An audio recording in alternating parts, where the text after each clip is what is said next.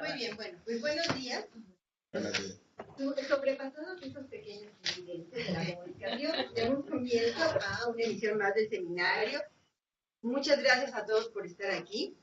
Creo que, bueno, es una versión diferente de lo que hemos hecho en otros años, aunque un poco empezamos el año pasado como a hacer funcionamientos o reflexiones en torno a cómo trabajábamos. La idea es que hoy tratemos de llegar a algunos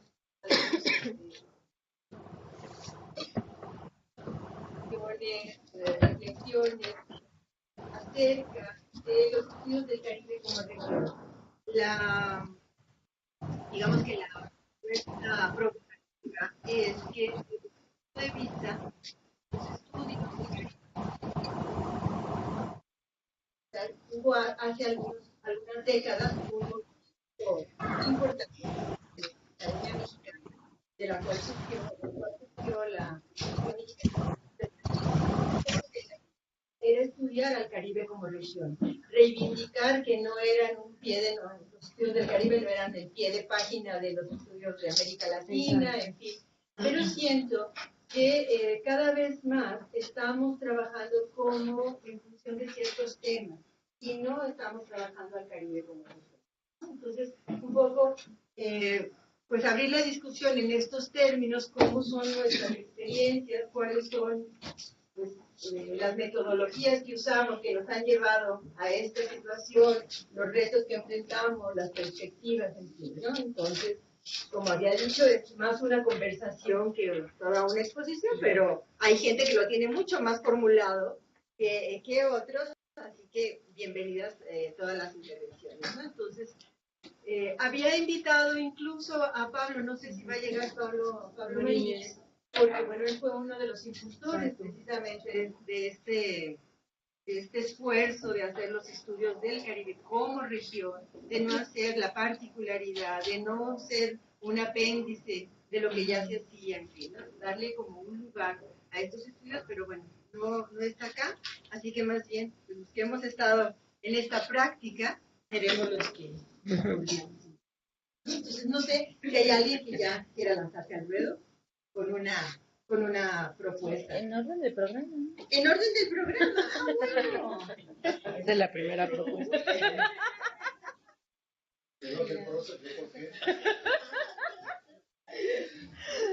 Entonces, la cultura de lo escrito. ¿Está escrito? Eso mismo se llama.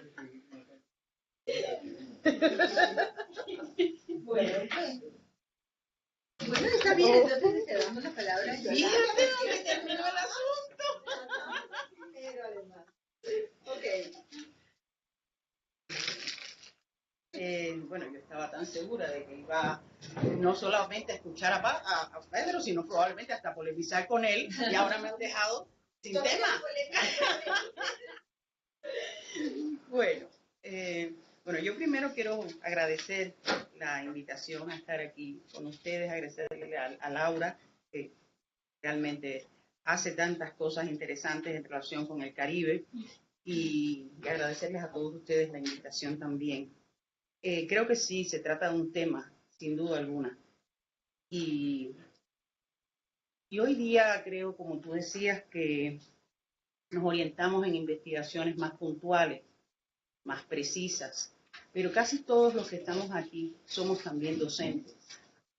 Y creo que aquí hay una cuestión a tomar en consideración en relación a lo que es introducir los estudios del Caribe dentro de nuestros sistemas curriculares, lo cual sigue siendo un espacio vacío, lo cual sigue siendo en muchas ocasiones un apéndice de América Latina.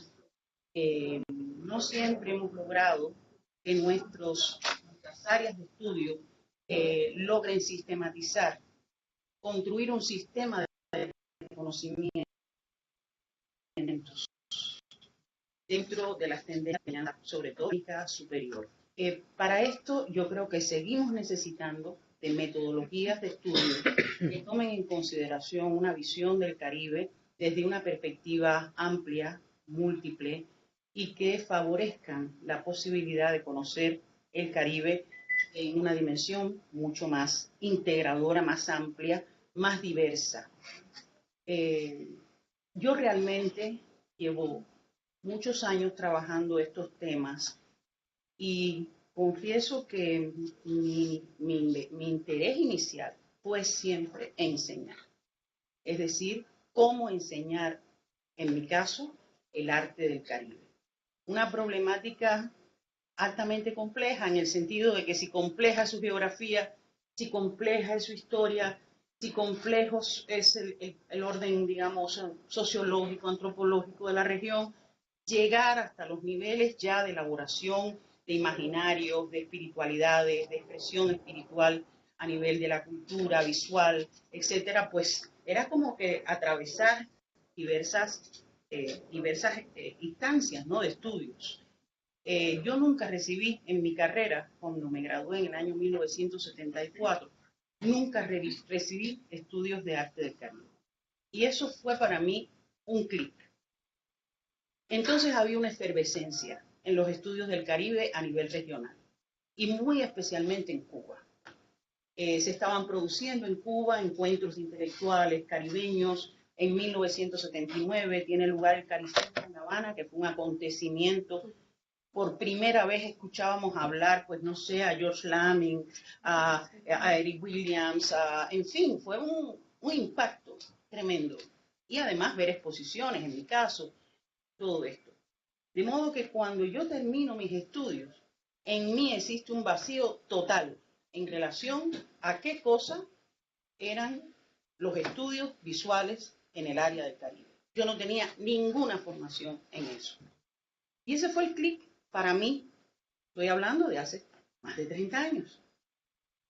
Cuando me quedo trabajando en el departamento, que me invitan ya como profesora a quedarme trabajando en el departamento, este hueco trato de llenarlo.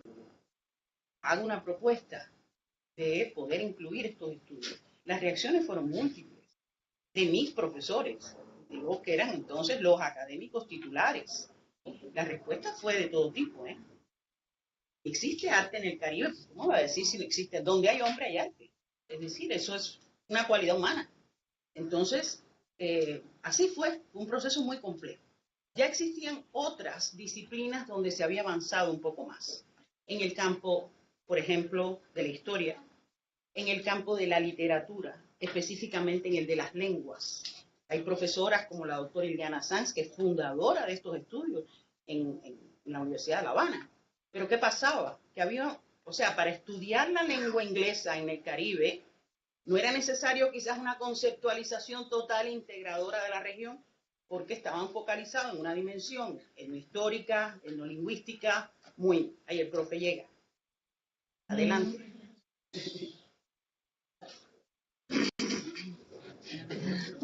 Mira que hay asiento, profe. Venga para acá. Véngase más cerquita.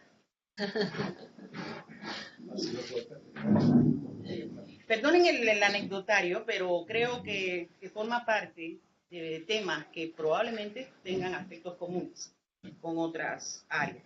Entonces, como decía, otros estudios habían avanzado más. ¿Qué pasaba para integrar un estudio en términos de cultura visual? Pues que prácticamente la transdisciplinariedad se imponía, la interdisciplinariedad se imponía, había que transitar demasiadas áreas de conocimiento y había que fundar un proceso de estudio con una perspectiva histórico-cultural y además visual. Entonces, vine a estudiar a México. Los que vivimos en las islas siempre pensamos que en los continentes los vamos a encontrar todos. La UNAM me dio una beca. Ahí fue donde conocí al profe Mariño. Vengo aquí al Instituto de Investigaciones Estéticas. Me recibe la doctora Teresa del Cobo. Maravilloso, su tema es importantísimo. Nadie lo ha hecho. Nosotros no tenemos aquí a nadie que lo haya hecho tampoco. No tenemos tutor para usted. Por lo tanto, le vamos a dar todas las facilidades y le vamos a dar una carta para el centro de estudios que había fundado. Y era Pierre Charles, y estaba Pablo, y estaba Susi Castor. De modo que cuando yo empiezo a estudiar todo esto, no hay dentro de los estudios visuales un campo de conocimiento dedicado específicamente a esta cuestión. Cuando voy a ver a los profes, lo primero que me dicen, ¿estás dispuesta a preparar una presentación? de lo que tú quieres hacer y con mucho gusto. Pues adelante. Y así como estamos ahora aquí, estaban todos ellos. No había entonces ninguno de estos medios, era una pizarra, y ahí empecé yo a hacer todo mi esquema de pensamiento que yo tenía en ese momento. Me dieron muchísimas ideas, por eso yo digo que esto nació, y así nacen, creo yo, todos los estudios caribeños, desde la transdisciplinariedad. No hay otra. La transdisciplinariedad y tener conciencia de lo que significa el diálogo interdisciplinario, interespecialidad, es fundamental, por el hecho de las complejidades que se presentan en el intento de secuenciar estos procesos. Pero realmente lo que dinamita para mí el proceso de trabajo es una estancia de investigación en el Archivo de Indias. Yo me voy a estudiar al archivo en una beca que me da España, y en el Archivo de India me encuentro la siguiente situación. Yo voy a estudiar el urbanismo hispano en el siglo XVI. Bueno, mapas y planos, y allí se reúne normalmente con uno la directora del archivo, y me dice, mire, tu tema muy interesante, lo mismo, pero va a tener un problema. Estamos hablando del año 1986. Va a tener un problema. El problema es que aquí todo el archivo está organizado por antiguas audiencias y virreinatos. El archivo entonces no estaba digitalizado, obviamente. Situación, y así me dice textualmente, usted tiene que construir el Caribe del siglo XVI, porque aquí todo está organizado por audiencias y virreinatos. ¿Qué usted va a buscar en esas audiencias, en esos virreinatos? Tiene que construir. Esas fueron exactamente sus palabras. Usted tiene que construir el Caribe del siglo XVI. Tan joven entonces, aquello me pareció bobería. Hoy día digo, todavía estamos construyendo. Pero bueno, dije, no, voy a hacer una investigación paralela a partir de mapas y planos, con los grandes sistemas cartográficos del siglo XVI. Yo voy a encontrar, obviamente, cómo se definió el Caribe, cómo se definió. De ahí sale este trabajo, que fue publicado en el año 1979 en la revista Casa de la Universidad de La Habana, que se llama Pensar el Espacio Caribe. Yo nunca he teorizado sobre esta cuestión porque para mí este problema no era un problema teórico, era un problema metodológico. Yo tenía que resolver para poder ordenar en una cierta secuencia lógico-histórica el proceso artístico de la región, tenía que delimitar las particularidades de un proceso. Eso creo que es una responsabilidad que debemos seguir teniendo los académicos hoy. Cómo enseñar el Caribe. No es solamente cómo investigarlo. Una vez que usted tiene la base de ese proceso lógico histórico, una vez que usted tiene la secuencia de una transversalidad de conocimiento, usted puede entonces empezar a seleccionar, como digo yo, como cuentas de un collar, temas, procesos, relaciones entre territorios, pero hay que tener una base. Y yo creo que la lucha fundamental, entre otras, de colectivos como este, que han sido estudiosos históricos del Caribe, y que además lo defienden, y que además lo conocen, y que además quieren mantener estos estudios, es que estos estudios entren a los sistemas de enseñanza superiores en nuestros países y en los sistemas de posgrado. Estamos todavía colgados en relación con América Latina. No me molesta para nada, porque creo que una de las funciones que estos estudios deben tener es anclar las islas al continente. Anclarlas, es decir, buscar todos los nexos, buscar todas las conexiones, sin forzar relaciones que pueden falsear los contactos, pero todo lo que pueda implicar dejar de que las islas sean náufragas en las aguas del Mar Caribe será de gran utilidad. Conectar, establecer nexos. Pero todo eso tiene que tener un fundamento académico también. De ahí pueden salir después las investigaciones particulares, las investigaciones singulares, temáticas, como tú decías, en las que estamos enfrascados todos y no nos veamos desde nosotros mismos. Ya los estudios del Caribe existen, los hemos fundado nosotros mismos. Por esa razón hoy podemos presentar áreas temáticas específicas. Hoy podemos conducir alumnos hacia temas específicos, como a lo mejor hace 30 años, o 20, o 40, no se podía hacer. Entonces estamos ante una realidad que nos exige a nosotros una duplicidad. Por una parte, no decaer en el esfuerzo permanente de que los estudios del Caribe tengan personalidad académica en los currículum académicos universitarios y de posgrado, y conducir investigaciones que cada vez favorezcan más en sus áreas temáticas específicas, en sus conexiones con el continente, entre las islas, puedan favorecer temas de estudio y apertura de áreas de estudio más específicas. Comenzaría dejando eso sobre la mesa. Bueno, creo que sería más rico si conversamos sobre lo que ella ha dicho antes que como oyendo a cada quien o oímos a cada quien. ¿Cómo sienten que pueda ser más ordenado el asunto o más rico? O sea, lo menos ordenado es lo más provechoso, ¿verdad? Entonces, creo que podríamos entonces entrar a abrir aquí como los comentarios a lo que ha dicho Yolanda y seguimos con las intervenciones particulares o a lo mejor sale ahí mismo la intervención particular. No sé si alguien quiere algo de lo que dice Yolanda. A mí una cosa que me gustaría como poner en la mesa es por dónde empezar cuando tú dices, cuando llega a La Habana como este despertar, ya estaba adelantado un camino en el Caribe inglés, ¿no? Un poco por los ejemplos que tú pusiste. Y eso lleva también a plantear otro asunto que sigue estando, creo, latente en los estudios del Caribe. Y esto del Caribe más bien son los Caribes que no terminan de ser un Caribe y que cada quien jala como para su molino, para su área, ¿no? Eso creo que también es otro problema. ¿Cómo podemos hablar de región cuando en realidad son como, sigue estando muy fragmentado incluso en cómo trabajamos, ¿no? Y cómo seguimos influyendo, pero bueno, abierto a quien. Sí, bueno, dos comentarios quizá.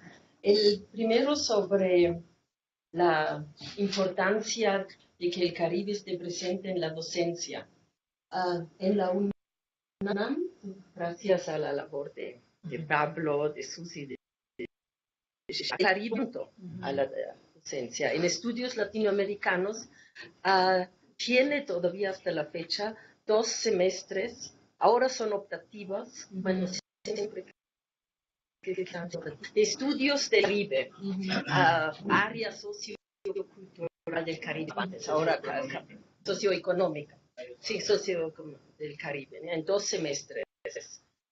Pero son optativos. Eso sí. Y en el posgrado también, Laura y yo hemos dado bastantes años un seminario o 2 seminarios incluso sobre el Caribe. Es decir, ahí sí hubo presencia, pero nosotros nos salimos y como que ahora siento que hay un vacío y hay que, yo creo que recobrar ese espacio de los estudios del Caribe en los programas de estudios latinoamericanos en la UNAM, que es el único lugar donde se imparte.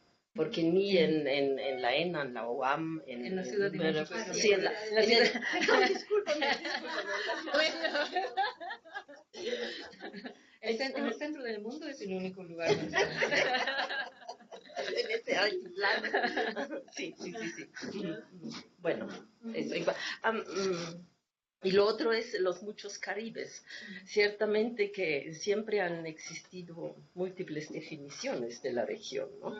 Si vemos los ingleses o los españoles, últimamente hemos visto, ¿no? Que se han producido trabajo en España que solo hablan de las Antillas, excluyen explícitamente todo terreno continental, desde las Guyanas y Belice, que tradicionalmente se han entendido como Caribe, ¿no? Entonces ahí sí hay mucha discusión vigente.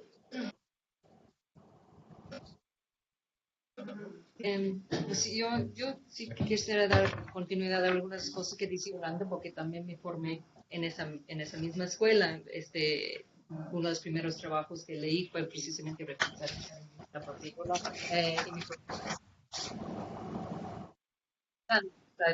heredo lo que ha planteado y estoy totalmente con la necesidad de mantener esa visión transicional.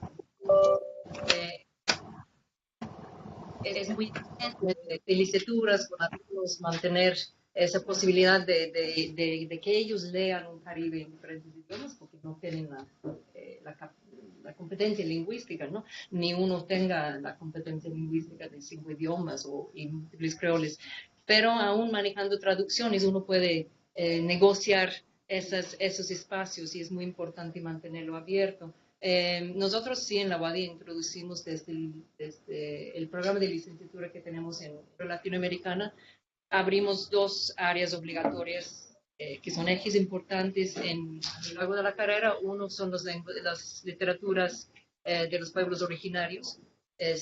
Antes lo llamamos literaturas indígenas, ahora lo llaman pueblos originarios y que aterriza en lo maya. Y incluimos de manera obligatoria literatura del Caribe. Y ahora con algunas posibilidades optativas también para reforzar ese primer curso. Es solamente un curso y es insuficiente, pero sí está construido ese curso precisamente siguiendo la metodología que nos ha proporcionado Yolanda. Es la forma en que tratamos de integrar una visión del Caribe como región, que es la forma que yo entiendo el Caribe, fue la forma en que a mí me la enseñaron y sigue funcionando en la docencia. Para mí, estoy totalmente de acuerdo con lo que dices, que si no hay ese intento de construir los puentes entre las áreas, terminamos cojo, ¿no? Terminamos solamente leyendo desde una lente del Caribe hispano o solamente desde una lente del Caribe francófono, por ejemplo, que sesga la visión del Caribe. Descubrí hace poco en la generación que tengo ahorita de estudiantes que les estoy dando un curso en español y les estoy dando otro curso en inglés. Entre el curso en inglés, resulta que de sus comentarios de una película que vimos sobre inmigración, lo que más dificultad tienen conceptualmente para entender en estos sus primeros contactos con el Caribe es la idea de la unidad y la diversidad. Que algo puede ser múltiple y diverso a la vez, ¿no? Y eso estoy cada vez más convencida de que el Caribe necesita eso, ¿no? Tenemos que entenderla como si fuese un palimpsesto de capas de conocimientos y de espacios ensimismados, pero es muy difícil para un estudiante, por ejemplo, entender eso, sobre todo si no han movido mucho en el área, ¿no? Entonces, hay muchas otras cosas que quisiera decir sobre los Caribes continentales y otras formas, pero lo diré en mi intervención. Pero en cosas así, o sea, quisiera, no siempre estoy de acuerdo con Yolanda, pero en eso sí estoy totalmente de acuerdo con Yolanda. Sin embargo, o sea, la propia academia en Cuba pasa por sus oleajes de acercarse, alejarse del Caribe. O sea, cuando Yolanda empezó, sí hubo esa visión. Cuando yo estaba haciendo mi doctorado muchos años después, lo primero que tuve que defender en la facultad era la existencia del Caribe para comenzar. O sea, en ese momento La Habana se había dado la espalda al Caribe, ¿no? Luego se volvió a acercar, pero hay ese proceso, ¿no? De que a veces sí, a veces no, ¿no? O sea, se abre y se cierra. Que son cosas interesantes, ¿no? A mí me interesa mucho escuchar a Yolanda hablando de esos años de los 70s, 80s. Cuando yo estuve a finales de los 90s, había una cerrazón total, tuve que volver a explicar, o sea, volver a construir el Caribe. Hay un proceso, si me permites, en los 90 muy complejos en las relaciones de Cuba con el Caribe, cuando en la política exterior cubana y en el proyecto social cubano toma como base el turismo. Ahí hubo un momento de confrontación muy serio que felizmente se ha ido solucionando, no del todo con las tendencias multidestinos, pero el hecho de que Cuba se abriera a una tendencia que estaba totalmente contraída en el país en los años anteriores, 70, 80, fue de un impacto muy serio en el área del Caribe. Es decir, hubo que volver a establecer caminos de negociación, porque se vio como una amenaza, de alguna manera, esta apertura de Sí. Cuba hacia el turismo en los Sí. años 90. Claro. Entonces, Eso ha habido que, coincidió con- exacto, ha habido Sí, que sí. recuperar Eso es una importante. serie de cosas Sí, sí. que en mucho ha influido, por supuesto, pues la presencia de Cuba en muchas islas, sobre todo el Caribe anglófono, de las pequeñas islas, a través de la educación y a través de la medicina, ¿no? Claro. Es decir, que estableció nuevos caminos aquí, por supuesto, de otros países. Solo quería agregar que creo que es también interesante ahora que hemos estado trabajando bastante con Antonino y con Ricardo. Es interesante que y antes trabajé con investigadores que conocí Holanda también y conocen las de Venezuela, ahora Marina Boadas, por ejemplo, que estas visiones, multidisciplinario, multilingüístico, salen de los Caribes continentales, por ejemplo, ¿no? Esa visión que es en las Antillas a veces hay más fragmentación lingüística que lo que hay cuando lo abordamos desde los continentes. Eso estoy pensando en voz alta, se me ocurre que hay unos grandes centros en Colombia, en Venezuela, y yo diría en México con todos nosotros, que estamos abordando un Caribe que no se fragmenta, que no se fragmente totalmente, ¿no? O sea, no solamente vemos un Caribe hispano, que es una construcción colonial, obviamente, ¿no? O sea, hay que quitar esos colonialismos, ¿no? Y sí está reviviendo esa perspectiva de colonial desde el continente, me parece. Sí, bueno, quiero agradecer la invitación. No estoy ahí, soy Enrique Camacho, para ¿sí? Investigador del CIAL, y quiero participar, aunque no esté aquí en el orden. Está bien. Muchas gracias, sí, porque creo que se está abriendo con el mencionar algunas experiencias del acercamiento a los estudios latinoamericanos y en específico a los estudios del Caribe. Bueno, lo que voy a querer ahora resumir brevemente, es mi experiencia en este acercamiento, ¿no? Soy estudiante de los estudios latinoamericanos en los 80, mediados de los 80. Me llevó a tener un acercamiento al estudio del Caribe, pues solo por el título, que era Estudios Latinoamericanos y el Caribe, pero en realidad no había Caribe, a pesar de los esfuerzos. Las clases que a nosotros nos daban, decía Venezuela y Guyana, por ejemplo, de alguien que quiero mucho y respeto, que es Felicitas López Portillo. Pero lo primero que ella nos decía, ella fue mi maestra, bueno, la clase es Venezuela y Guyana, pero de Guyana no sé nada, ni les voy a dar nada, ¿no? O sea, es la realidad, y les digo, no estoy ofendiendo, ¿no? Ella se especializa en Venezuela y yo aprendí muchísimo. Entonces, la experiencia en los estudios, en los estudios latinoamericanos de filosofía y letra, cuando soy egresado, era esta separación de las materias. Ya tomé las clases con Susi y entonces sí ya me acerqué. Ahora, un punto muy importante que se acaba de mencionar es la importancia de la docencia y la investigación. Entonces, yo opino que es fundamental mencionar esto, y sobre todo es fundamental porque yo tengo que decir que mi primera experiencia con la docencia fue como alumno. Entonces tuve la fortuna de tener a profesores que sí me encaminaron hacia eso, ¿sí? En el caso de mi trayectoria, bueno, el doctor Sosa, que muchos de ustedes saben, fue fundamental, ¿sí? Sin ser caribeñista, bueno, él se dedicaba a la historiografía y a la historia política, y así entramos al Caribe, por la importancia que tenía Cuba políticamente hablando. Después me hice investigador de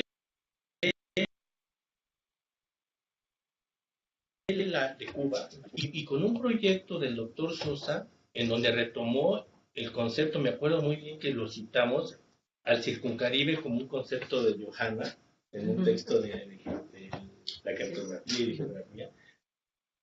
Nos dimos cuenta de esta ausencia y esta necesidad de incorporar los estudios dentro del área, lo cual ya hicimos en un primer libro que se llamó Insurrección y Democracia en el Circuncaribe, ya usando el concepto, ¿sí? Luego hicimos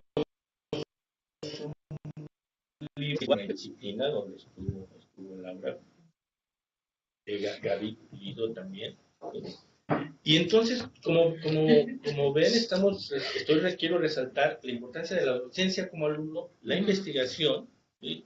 Ya acercándonos a los temas caribeños, y la docencia ahora que tenemos como responsabilidad de dar este giro, ¿no? Interdisciplinario y transdisciplinario, que bueno, salto también en el esfuerzo que ahora Margaret y Ana están haciendo en Mérida, iba a decir Chetumal. En Mérida. Hablamos con ellos, pero... Exacto. Estamos avecindados. Porque y lo relaciono no solo por agradecer, sino porque la atención a lo transdisciplinario, que también lo acaba de mencionar la doctora, es importante por el tema siguiente, además del agradecimiento, porque la reflexión transdisciplinaria nos hace ver la existencia de límites en las disciplinas. ¿No? Lo que vivió la doctora Wood cuando llega a estética, pues es que no hay quien te diga, porque no había un contacto, ni hay todavía un contacto fuerte, como para que digan, a ver, en estudios latinoamericanos, ¿quién está trabajando? Y ahí un poco para abundar lo que también decía Johanna, sí hay ahora. Yo doy la clase sobre el Circuncaribe en el posgrado. Jesús da la clase. No, digo, pero a lo que voy es que llegan 2 alumnos.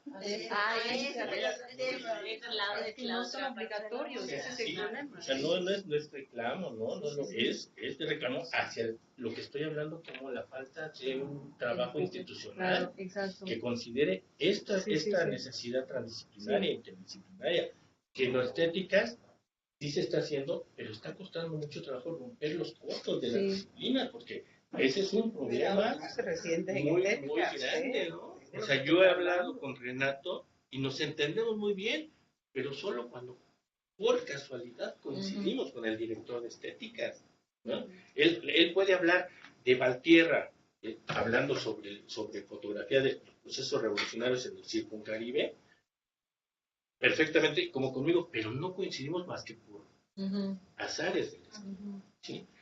Pero no sé si te puedo interrumpir ahí, justo ahí es donde entra este cuestionamiento que estoy haciendo, poner en la mesa. Ahí es donde entra como la desviación hacia los temas, ¿no? Que Yolanda lo plantea como algo que se puede combinar, sortear, pero que en la realidad no está funcionando así, porque, por ejemplo, preguntemos a Jesús, ¿cuántos alumnos tiene él?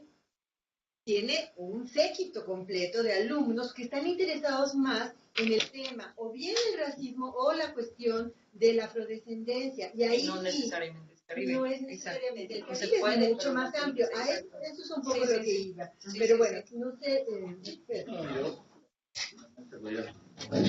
Habla. Sí, creo que se vale porque creo que es la tónica de lo que ha prevalecido en las intervenciones de tanto de Yolanda como de Enrique, de ver cómo nos fuimos involucrando en estos asuntos, ¿verdad?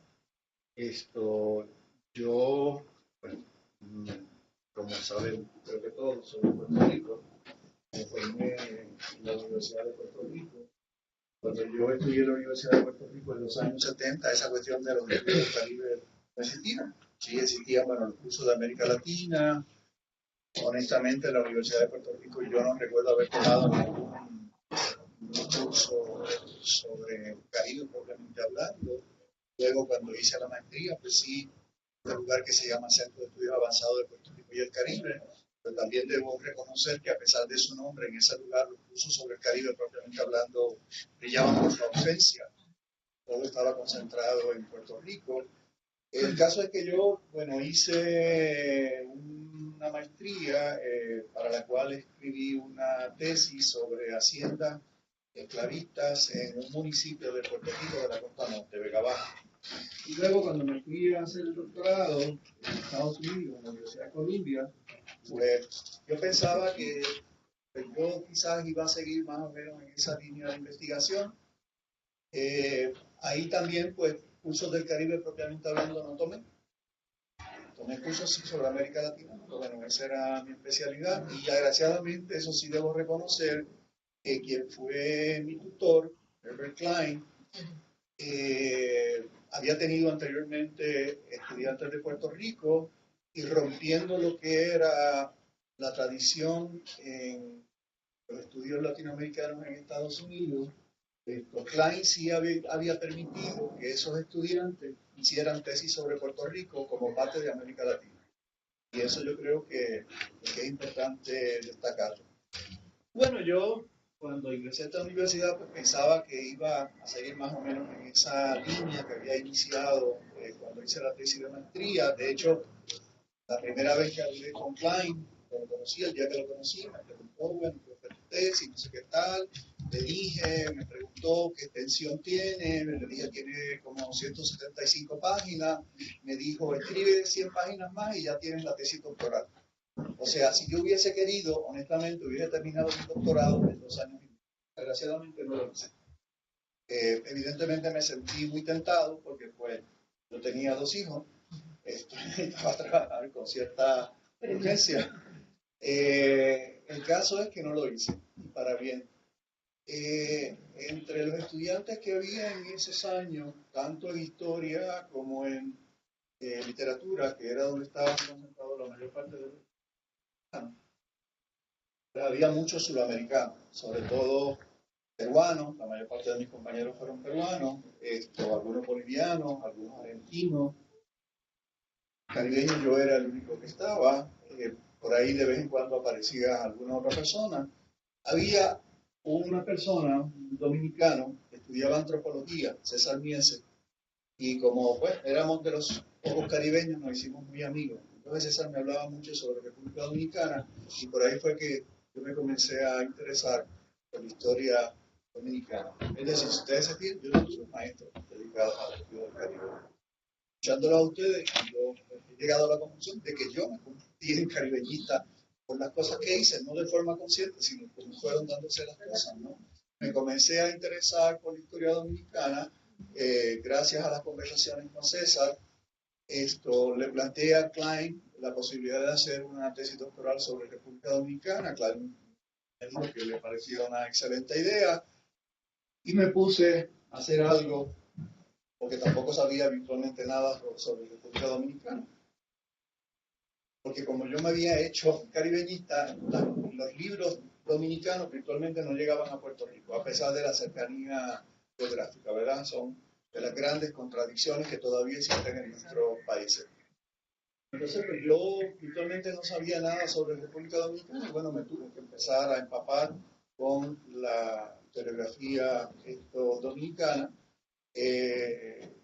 Ahí César me dio alguna ayuda también, identificando autores, obras, etcétera, etcétera. Y cuando ya se planteó la necesidad de formular un proyecto de investigación como tesis doctoral, pues inicialmente pensé, pues yo voy a estudiar la historia agraria y voy a hacer pues, más o menos lo mismo que hice en Puerto Rico, voy a estudiar la economía latifundista, cañera, esclavista. Cuando me pongo a leer las obras secundarias sobre República Dominicana, me percato de que la historia económica de la República Dominicana era muy diferente a la de Puerto Rico. Porque virtualmente en el siglo XIX, pues la esclavitud terminó muy temprano y además la economía azucarera viene a tener relevancia muy tarde en el siglo XIX. Entonces es una cosa totalmente distinta y ahí mi esquema se rompió. De lo que sí me percaté es que lo realmente interesante, lo que no se había estudiado, y sigo pensando que lo fundamental sigue sin estudiarse, por lo menos con la profundidad que requeriría, es la economía campesina. Yo dije, por aquí es que va la cosa. Hice un proyecto de investigación sobre economía campesina en la región del Cibao. ¿El Cibao por qué? Porque, bueno, históricamente fue el lugar donde el mayor desarrollo tuvo el campesinado dominicano. Y bueno, eso desembocó en una tesis doctoral que después se publicó como libro por primera vez por la editorial de la Universidad de Puerto Rico en el año 1997 y más recientemente, creo que en el año 2012, por el Archivo General de la Nación en República Dominicana. Y tengo que decir, ¿verdad?, que al día de hoy sigue siendo la investigación sobre la historia agraria dominicana. Y el compañero Pablo, pues, me dejará mentir o no, allá con su conciencia. Y no lo digo para vanagloriarme, sino lo digo en el sentido de que lamento que no haya habido más investigación sobre eso, porque de la misma forma que yo estudié el Cibao, me imagino que sería muy interesante que se hicieran estudios regionales sobre el desarrollo del campesinado en la República Dominicana. Hay ciertas cosas, pero ciertamente no en la amplitud con la que yo desearía, porque me parece que sigue siendo un tema fundamental dentro de la historia dominicana. Y no solamente dentro de la historia dominicana, porque ese trabajo me permitió a mí repensar lo que yo había ido aprendiendo sobre la historia del Caribe. Sobre todo una idea, yo hace ya más de 20 años que creo que a lo que me he dedicado es a desaprender lo que de alguna forma aprendí en algún momento. Y eso ha conllevado a asumir posturas críticas frente a esquemas interpretativos, frente a conceptos, frente a nociones, incluso frente a metodologías. Y es lo que llevo haciendo hace, creo ya que como 20 años o más, y es donde estoy en este momento y es donde me siento muy cómodo, ¿verdad? Por eso mucha gente dice que yo soy un provocador, porque efectivamente lo que me gusta es provocar que la gente piense, porque yo no creo nada. El que crea que se vaya a la iglesia. ¿Verdad? Entre creer y pensar, yo prefiero pensar. Bueno, ¿por qué ese trabajo me llevó a repensar la historia del Caribe? Porque el esquema que yo tenía era la plantación. Y de momento me percato que si uno examina con detenimiento la historia económica del Caribe, se percata que nuestra concepción acerca del predominio de la plantación en la región del Caribe está construida a partir de, número uno, la experiencia de mayormente las Antillas Británicas, que con excepción de Jamaica son islas muy pequeñas. Por lo tanto, esto no es una idea original, ¿no? Esto lo dijo Sidney Mintz en los 1950, 1960. Yo soy un creyente en la lectura de los clásicos. No porque haya que reverenciarlos, sino porque los clásicos establecen pautas fundamentales de pensamiento y nos dan problemas. Y yo soy un lector de los clásicos. Cuando voy a hacer el trabajo que sea, una de las primeras cosas que hago es ir a los clásicos. Y yo leía a Sidney Mintz muy detenidamente, y leía a Eric Williams, y leía a muchos de los clásicos caribeños, que es una de las cosas, dicho sea de paso, que yo echo de menos hoy en día en los estudios del Caribe, en México y en todas partes. De momento me percato de gente que está estudiando el Caribe y que se consideran caribeñistas, pero que están ubicados en el adanismo, que estamos inventando muchas cosas o pretendiendo inventar muchas cosas y desde mi punto de vista a veces mal inventadas, cosas que ya gente discutió y que lo discutió con probidad y con profundidad, y aunque estemos en desacuerdo con esos autores, creo que hay que ir sobre ellos. Y eso yo lo he hecho de menos. En mis clases en la Universidad de Puerto Rico, sobre todo en los cursos graduados, una de las cosas que yo siempre hacía con los estudiantes era eso, ir a los clásicos. Ir a los clásicos y discutirlos y enfatizarlos. Los clásicos no son para reverenciarlos, porque yo no soy religioso y no creo en ninguna religión, ni laica, ni de ningún tipo. Los clásicos no son para reverenciarlos, son para leerlos críticamente, pero es importante volver a los clásicos. El caso es que a mí ese trabajo sobre la República Dominicana me permitió repensar la historia económica del Caribe en su conjunto, porque me permitió darme cuenta de que ese modelo de historia del Caribe, que está basada únicamente o fundamentalmente en la plantación, es un modelo que distorsiona la historia del Caribe. Sin irnos muy lejos, lo que tiene que hacer es examinar la historia de las Antillas Hispanas. En Cuba la plantación fue muy importante y fue donde más importante fue, de las Antillas Hispanas, ¿verdad? Lo fue parcialmente en el siglo XVI y sobre todo en el siglo XIX, pero en una región muy particular de Cuba.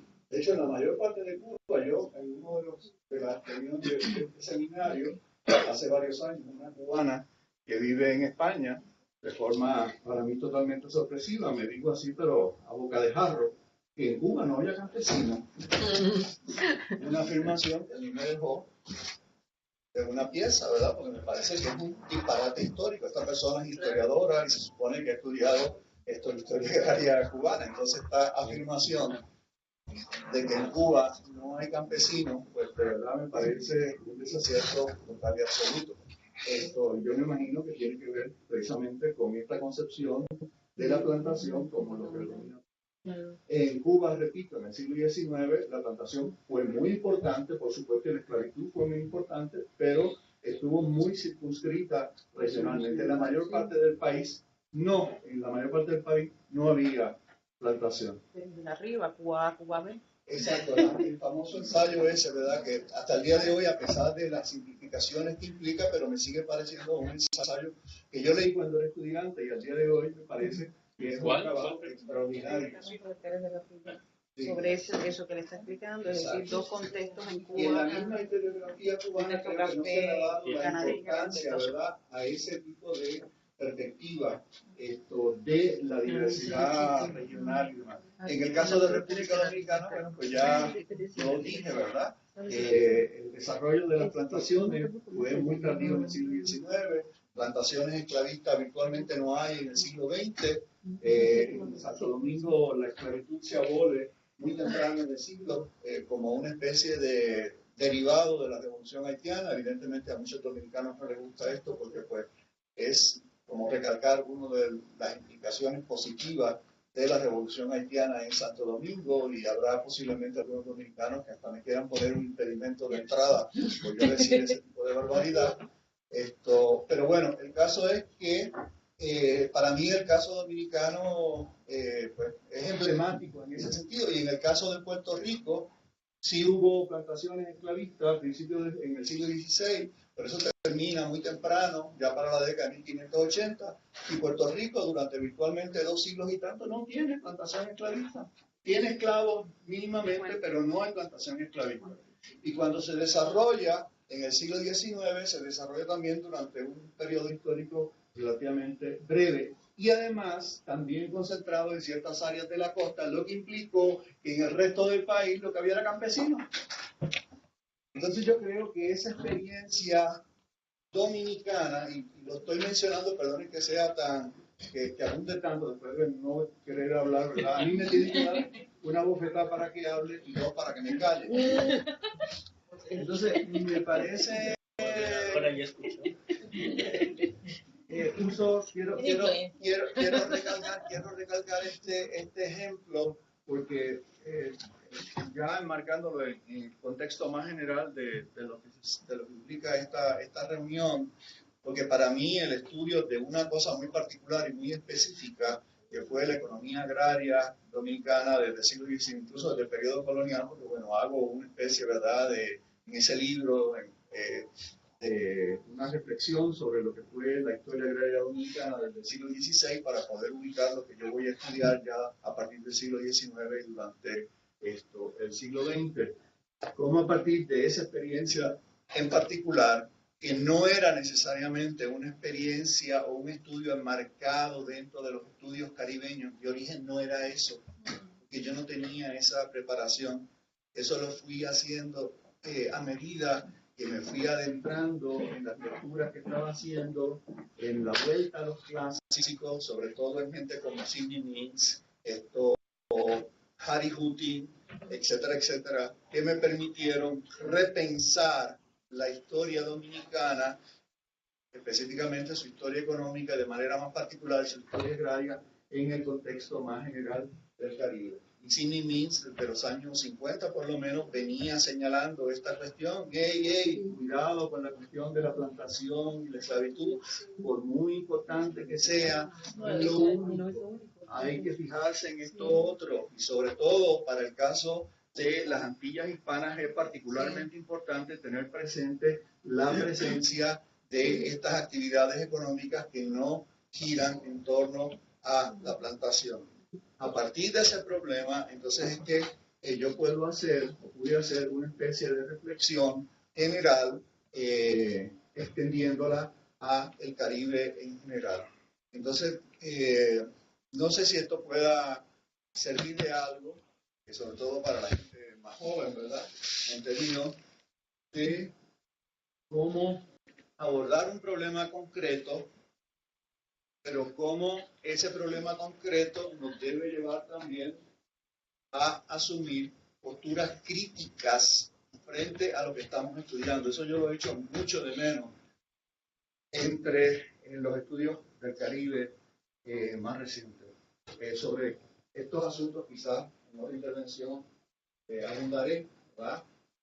La importancia de asumir las categorías que utilizamos, incluso el concepto Caribe, que usamos tan festinadamente y de forma también, desde mi punto de vista, demasiado celebratorio por un énfasis en estas cuestiones identitarias. Yo creo que yo creo, como decía Walter Benjamin, que todo documento de civilización también tiene debajo, en el fondo, una dimensión de barbarie. Y eso implica que debemos asumir críticamente todas las categorías que manejamos cuando tratamos de reconstruir eso que llamamos realidad.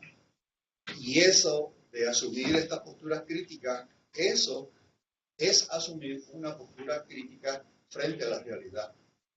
Porque la única forma que tenemos de aprender la realidad es a través de categorías, de conceptos. Si no asumimos una postura crítica frente a las mismas categorías que estamos empleando, no estamos llegando a ninguna parte, pese a que en muchas ocasiones pensemos que somos muy críticos.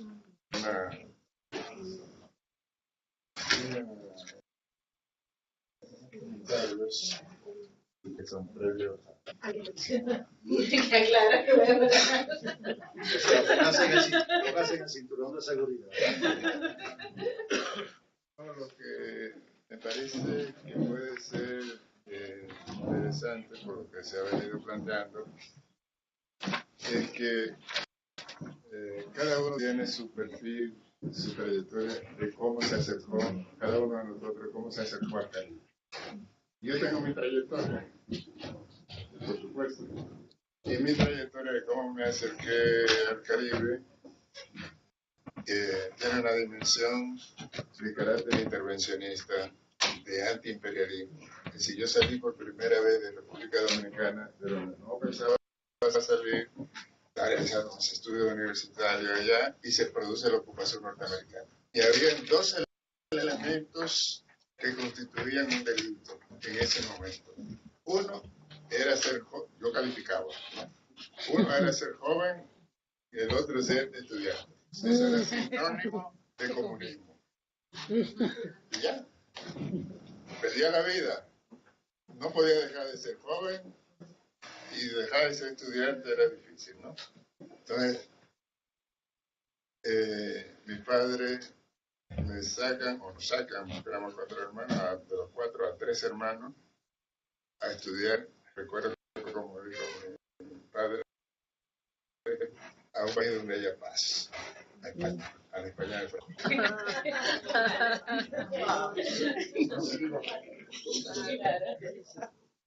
Pero la primera experiencia que tuve de conocer otro país no fue España. Antes de llegar a España, fue Puerto Rico. Y mi primera experiencia fue Puerto Rico y fue fascinante, ¿no? La librería, todas las inquietudes. Estamos hablando de 1965, ¿no? Pero bueno, eso fue una parte muy breve que no me impactó en cuanto a mi vocación, en cuanto a mis conocimientos sobre el Caribe, sino esto lo adquiriría más bien en España. Cuando llego a España, me encuentro con algo que luego estudiando no se da cuenta que no fue un caso único, es decir, nos ocurrió a muchos antillanos cuando llegamos a Europa. Es decir, ahí descubro, en primero que yo era negro.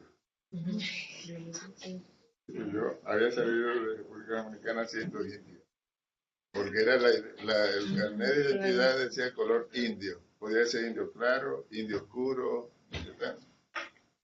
Y claro, eso tuvo un impacto muy grande cuando, con la espontaneidad que tienen los niños, me decía, mamá, un negrito. Eso lo cuenta Fanon también. También Lamy. Sí, por eso digo, Los niños le decían, mira, con la espontaneidad de los niños, y la mamá agarraba al niño, Lamy cuenta lo porque entendían que estaban ofendiendo a uno. Y otro te decía, ¿te viste en la película? Entonces, yo para mí hasta ese momento era indio y no sabía qué era. Entonces, estamos hablando de mediados de los 60, en que llego a la universidad, profesor de sociología, me hace un examen oral cuando llegó el momento de los exámenes y me preguntan hábleme sobre el vudú. Padre, ¿qué me está preguntando? No, y él después me lo dijo, le hice una pregunta para que se luciera, ¿no?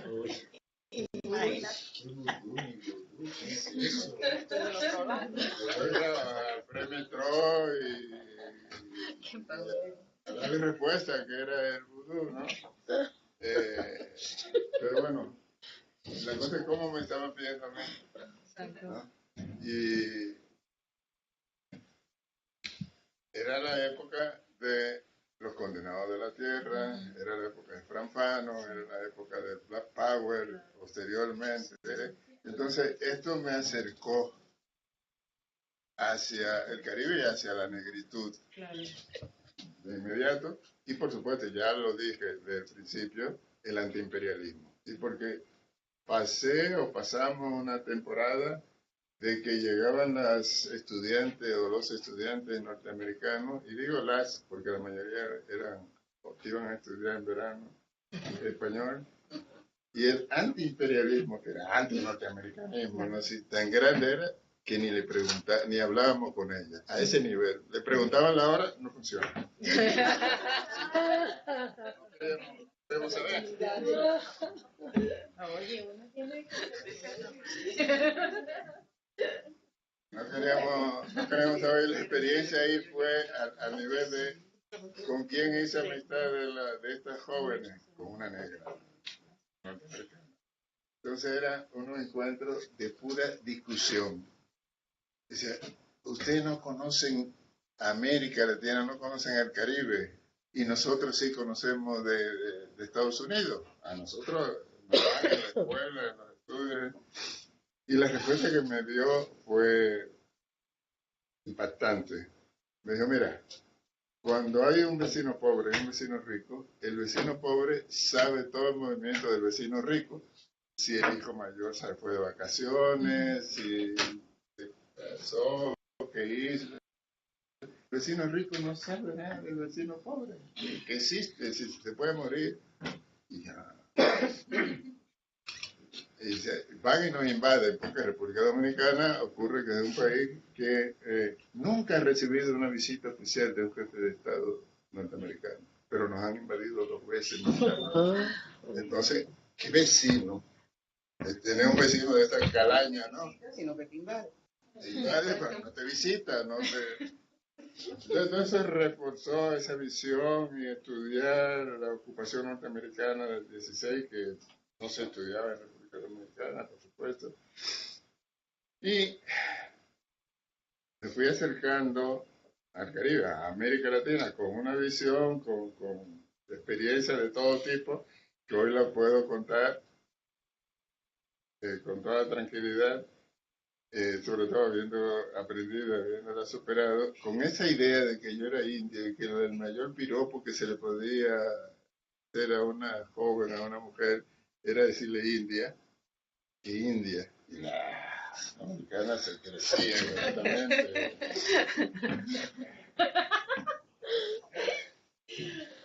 con una joven peruana y pudo haber sido mexicana o de cualquier país latinoamericano. Me parecía muy guapa, la invito a comer y ya le digo, en tu rostro se ven todos tus antepasados.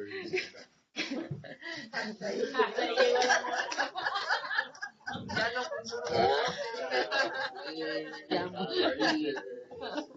No, yo sentí que cambió, hizo un corte, terminó de comer, tomó el postre y... Pero si le ha agradado, diciendo tus antepasados indígenas están en tu rostro, ¿no? Y me responde así. Háblame de vudú. Y entonces, descubrí eso, fue con una peruana, pero lo mismo pudo haber sido con cualquier latinoamericano. Con cualquier latinoamericano. Pero observen lo que estoy diciendo. Cuando se habla y cuando ustedes estudian sobre el racismo en República Dominicana, fíjense la parte que hay detrás. Sí. ¿Qué tipo de racismo? ¿Cómo son las identidades y cómo es la formación que tiene cada uno en sus respectivos países? Pero yo diría, para tratar de sintetizar en algo ya un poco de más peso, dejando las trivialidades, es que fui afortunado. Tuve dos grandes maestros. El primero, Juan Bosch, porque lo conocí en España cuando llegó, en el 66, me acerqué a él, porque para nosotros, mi generación, Juan Bosch era lo máximo. De la defensa nacional, de la ética, de todos los valores que sobre todo los jóvenes tienen. Y Juan Bosch, la obra El Pentagonismo, trabajé con él para conseguirle el libro que necesitaba, el de Cristóbal Colón a Fidel Castro, el Caribe, para entender lo mismo, tanto en Madrid como luego en Benidorm. Me sentí desde ese momento así, un discípulo de Juan Bosch. Y hice en realidad establecí una amistad con él desde ese momento hasta que falleció. Entonces, Juan Bosch. El otro fue Gerard Pelchanes. Y ya lo conocí antes de venir acá a México, a estudiar a México. Yo conocía su obra cuando estaba en España, es decir, ¿cómo se llama la economía? Economía haitiana. No, economía haitiana y la vía del desarrollo. del subdesarrollo, sí. Del desarrollo. Bueno, sí. Vías del desarrollo. Y después en Chile, que fui a un congreso de sociología, y ahí conocí a Susi y a Gerard. Ya, a través de ellos hago las conexiones para venir acá. Y bueno, los estudios del Caribe. Ahí sí ya aterricé como estudio de Caribe. Permiso, Pablo. ¿Ya existía el centro o lo crea Gerard? No. Un centro. No, es que... El Centro de Estudios de América Latina y el Caribe. El Caribe, sí. CELAC. No, CELA. CELA. No, eso sí, eso estaba. Eso ya estaba. Eso estaba y Gerard no estaba ahí. Y Gerard no estaba. O sea, no es Gerard quien lo fundó. Gerard estaba en el Instituto de Investigaciones Sociales en la Torre de Humanidades. Ahí la que estaba era Susi. Y Susi es la que crea el área del Caribe. La que crea la revista El Caribe Contemporáneo, que tiene un antecedente, el Caribe Trimestral. Y entonces ahí ya aterrizando el Caribe. El Caribe que, me adelanto lo que voy a plantear, estas diferentes, lo que dices, esos Caribes, esas diversas definiciones del Caribe y subregiones del Caribe, En ese momento, yo no me daba cuenta, si no me vine a dar cuenta de ello después, en ese momento, desde aquí, y lo que hacía Gerard, y lo que hacía Susi, porque después yo me incorporé, se hacía, era una visión, la visión que se tenía desde México sobre el Caribe era la región allá, pero el Caribe era otra cosa. Otra cosa, no pertenecía. Sí, no pertenecíamos al Caribe. Bueno, y por eso ustedes pueden revisar todos los trabajos, todas las investigaciones que el Caribe da allá. Hay un momento para mí de ruptura, quiebre, que es el Festival Internacional de la Cultura del Caribe. ¿De qué año estamos hablando? El 81. 90 y 91. Sí. Sí, cuando se hace ese, que yo asisto a ese congreso, a ese festival, además un festival hecho a la mexicana, con todos los pavos, de todo lo grande, a todo dar, ¿no? Sí, no recuerdo por ahí tantos datos, cuántos países, cuántos participantes, feria gastronómica, feria de libros, ciclo de eso, de todo, y además la invitación con todo, ¿no? Mucho baile. Voy a hacer una En el puerto. anotación a esa No, Fran, en observación, Veracruz. Pablo. Sí, Yo me en enteré Veracruz, de en el que puerto. el festival En el pasó, puerto. que yo estaba en el programa, pero nunca me invitaron. Nunca llegó al secretario. Nunca me llegó la invitación, o sea, no participé a pesar de que estaba en el programa. Esa cosa caribeña. Tengo una historia larga también de... Que contaré en mi intervención. Sí, entonces ahí, yo recuerdo cuando yo llego, yo llegué aquí en el 78, tengo ahora ya 40 años, pues, había llegado en el 78, y ya en ese momento, ya tenía cuántos años, ya creía conocer México, conocí bastante México, y me impactó, me llamó la atención, de que a ese festival había ido el presidente, creo que estaba electo en ese momento, que era Salinas de Gortari, el presidente saliente, el ministro de Cultura, el ministro de Educación, el ministro tal, el gobernador, por supuesto, las más altas autoridades en la inauguración de un festival. Y bueno, aquella algo, ciertamente. Es cuando México establece relaciones con todos los países del Caribe, que nombra un embajador. Primero era Z. Moyes después. Un embajador itinerante hacia el Caribe y esa política de acercarse. Que eso incluso sacamos un trabajo en la revista del Caribe, porque entendimos de que había que darle espacio a la política exterior de México hacia el Caribe y lo que ocurría desde México hacia el Caribe. Entonces ahí, pues están cambiando las condiciones, están cambiando los tiempos, ¿no? Y ya en yo lamentablemente no he tomado diarios, notas, pero ahí en ese congreso había una lucha que se percibía por el espacio donde se iba a crear el gran centro de estudio, que era también a la mexicana, iba a ser un centro de estudio del Caribe en grande, con vivienda para los investigadores, o sea, todo en grande. Y entonces estaba la representante de Veracruz, la de Mérida de Yucatán, Y Quintana Roo, ¿no? Creo que era Chetumal. Quintana Roo, Mérida, y de aquí, Y de aquí. una que fue directora. No recuerdo, bueno, la cosa es que estaban haciendo los lobbies para ganar el espacio ese, o sea, que fuera su estado fuera la sede, y andaban dándose el madrugonazo y a ver cómo le siguen. Bueno, al final ninguno se quedó con el centro ese. Ninguno. Realmente.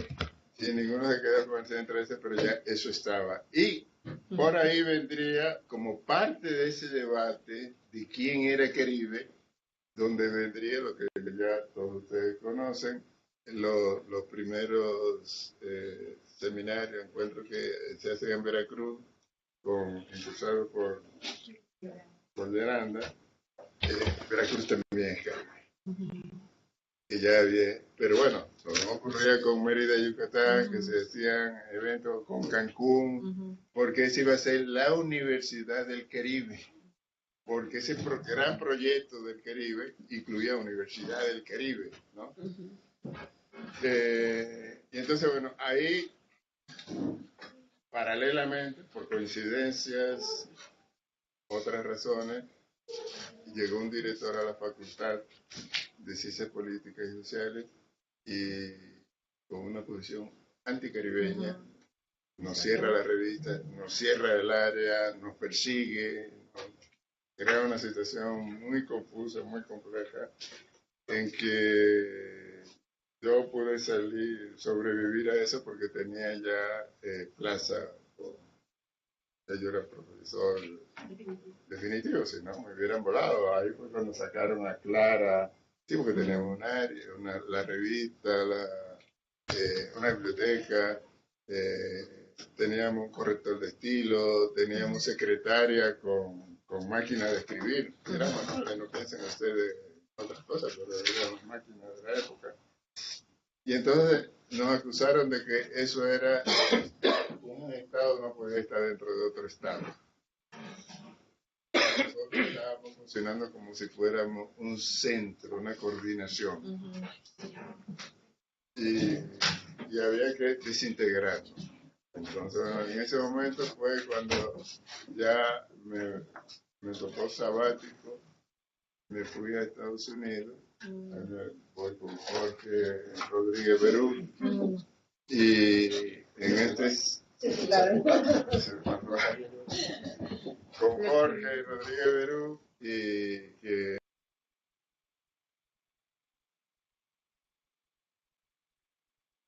los estudios que estaba impulsando, las investigaciones que estaba impulsando desde Puerto Rico, Jorge Rodríguez Berú, y ¿cómo se llamaba la investigadora que falleció? Carmiña Gutiérrez, y varios investigadores, y platicando con Jorge allá, nos damos cuenta que los dos estábamos como exiliados, porque éramos perseguidos, y en nuestros respectivos países, en nuestros respectivos centros de estudio, y Jorge andaba un poco en esas, yo también andaba en esas, y creo que esta es una síntesis de cómo llegamos a Caribe y cómo nos impulsamos, cómo hemos tratado de impulsar el Caribe.